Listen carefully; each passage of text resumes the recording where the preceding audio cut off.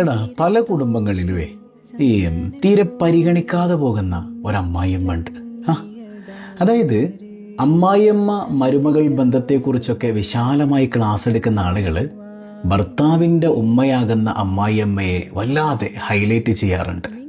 ആവശ്യമാണ്, ഉമ്മയെപ്പോലെ അല്ലെങ്കിൽ ഉമ്മയായി തന്നെ പരിഗണിക്കണം. പക്ഷേ അവിടെ പറയപ്പെടാതെ പോകുന്ന ഒരമ്മായിയമ്മ ഉണ്ട് അല്ലേ? അതാരുടെ ഉമ്മയാ? ഭാര്യയുടെ ഉമ്മയാണ്.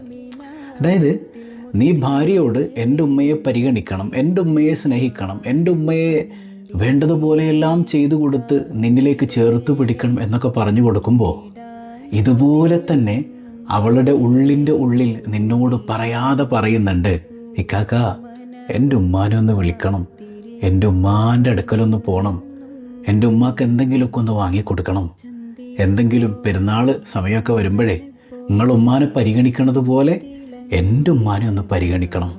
അങ്ങനെ പരിഗണിക്കുന്ന എത്ര പേരുണ്ട്? അതായത് ഭാര്യയുടെ ഉമ്മ സ്വന്തം ഉമ്മയാണെന്ന് റസൂലുള്ളാഹി സ്വല്ലല്ലാഹി അലൈഹി വസല്ലം തങ്ങളുടെ ഹദീസിൽ നിന്ന് വ്യക്തമാണ് അല്ലേ?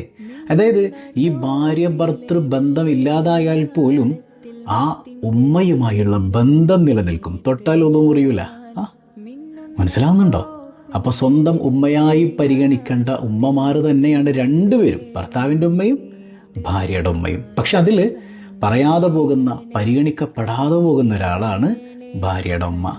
ഭർത്താക്കന്മാരോട് പറയട്ടെ, അവരെ വേദനിപ്പിച്ചിട്ട്, അവരെ പരിഗണിക്കാതെ, അവരോട് പിണങ്ങി, അവരെ തെറി വിളിച്ച്, അവരെ ചീത്ത വിളിച്ച് നമ്മൾ എന്ത് നിസ്കരിച്ചിട്ട്, എന്ത് നോമ്പ് പിടിച്ചിട്ട്, എന്ത് നന്മ ചെയ്തിട്ട് എന്ത് കാര്യം?